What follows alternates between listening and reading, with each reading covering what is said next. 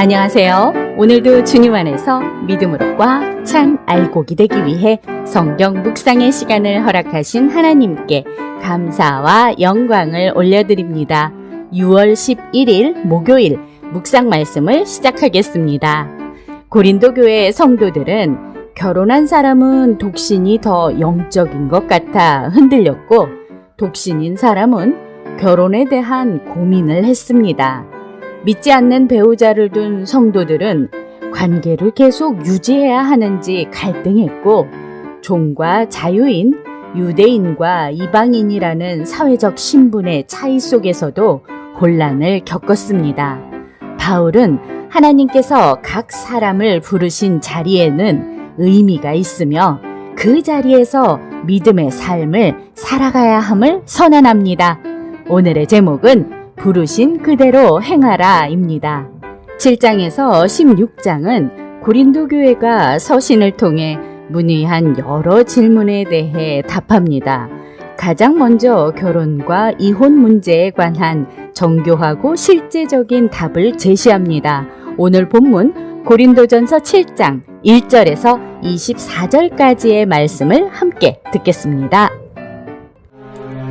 너희가 쓴 문제에 대하여 말하면 남자가 여자를 가까이 아니함이 좋으나 음행을 피하기 위하여 남자마다 자기 아내를 두고 여자마다 자기 남편을 두라. 남편은 그 아내에 대한 의무를 다하고 아내도 그 남편에게 그렇게 할지라. 아내는 자기 몸을 주장하지 못하고 오직 그 남편이 하며, 남편도 그와 같이 자기 몸을 주장하지 못하고 오직 그 아내가 하나니, 서로 분방하지 말라. 다만 기도할 틈을 넣기 위하여 합의상 얼마 동안은 하되 다시 합하라. 이는 너희가 절제 못함으로 말미암아 사탄이 너희를 시험하지 못하게 하리 함이라. 그러나 내가 이 말을 함은 허락이요 명령은 아니니라. 나는 모든 사람이 나와 같기를 원하노라. 그러나 각각 하나님께 받은 자기의 은사가 있으니 이 사람은 이러하고 저 사람은 저러하니라. 내가 결혼하지 아니한 자들과 과부들에게 이르노니 나와 같이 그냥 지내는 것이 좋으니라. 만일 절제할 수 없거든 결혼하라. 정욕이 불같이 타는 것보다 결혼한 것이 나으니라. 결혼한 자들에게 내가 명하노니 명하는 자는 내가 아니요 주시라. 여자는 남편에게서 갈라서지 말고, 만일 갈라섰으면 그대로 지내든지 다시 그 남편과 화합하든지 하라. 남편도 아내를 버리지 말라. 그 나머지 사람들에게 내가 말하노니 이는 주의 명령이 아니라. 만일 어떤 형제에게 믿지 아니하는 아내가 있어 남편과 함께 살기를 좋아하거든 그를 버리지 말며, 어떤 여자에게 믿지 아니하는 남편이 있어 아내와 함께 살기를 좋아하거든 그 남편을 버리지 말라. 믿지 아니하는 남편이 아내로 말미암아 거룩하게 되고, 믿지 아니하는 아내가 남편으로 말미암아 거룩하게 되나니, 그렇지 아니하면 너희 자녀도 깨끗하지 못하니라. 그러나 이제 거룩하니라. 혹 믿지 아니하는 자가 갈리거든 갈리게 하라. 형제나 자매나 이런 일에 구애될 것이 없느니라. 그러나 하나님은 화평 중에서 너희를 부르셨느니라. 아내 된 자여, 내가 남편을 구원할는지 어찌 알 수 있으며, 남편 된 자여, 내가 내 아내를 구원할는지 어찌 알 수 있으리요. 오직 주께서 각 사람에게 나누어 주신 대로 하나님이 각 사람을 부르신 그대로 행하라. 내가 모든 교회에서 이와 같이 명하노라.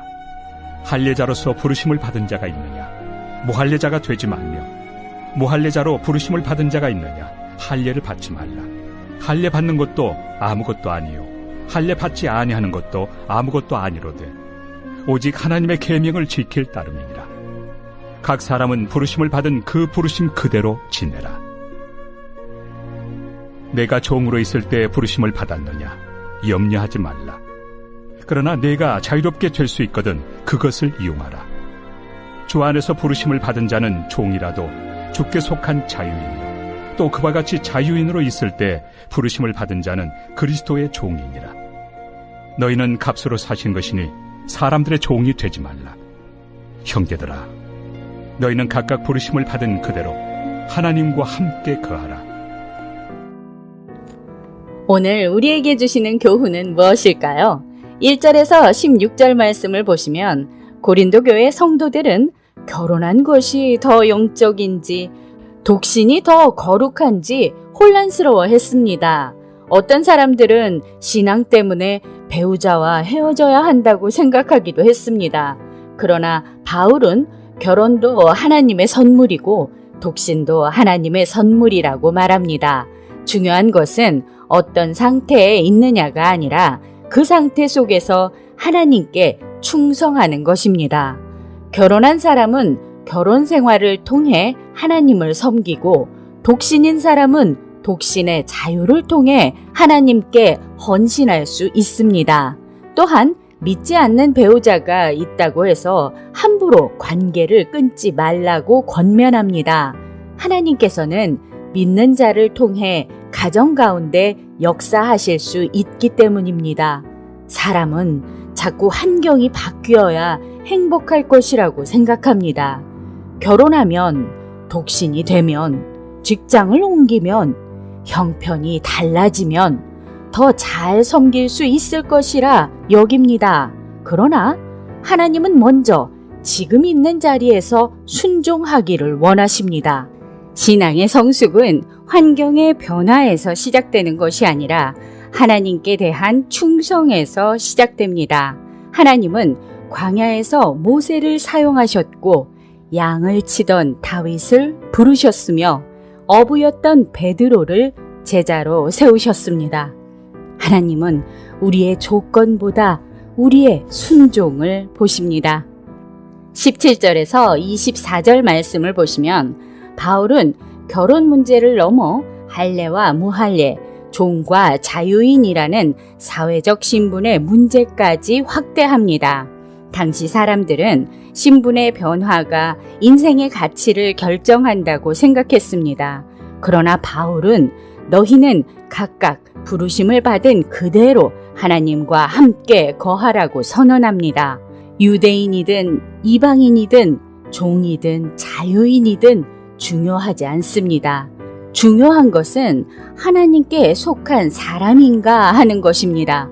특별히 바울은 종들에게도 염려하지 말라고 말합니다. 물론 자유를 얻을 기회가 있다면 사용하는 것이 좋지만 자유인이 되어야만 하나님을 잘 섬길 수 있는 것은 아닙니다. 왜냐하면 주 안에서 종은 자유인이 되었고 자유인은 그리스도의 종이 되었기 때문입니다. 이것이 복음의 놀라운 역설입니다. 세상은 신분과 성공으로 사람의 가치를 평가하지만 복음은 그리스도 안에서 이미 존귀한 존재가 되었음을 선포합니다.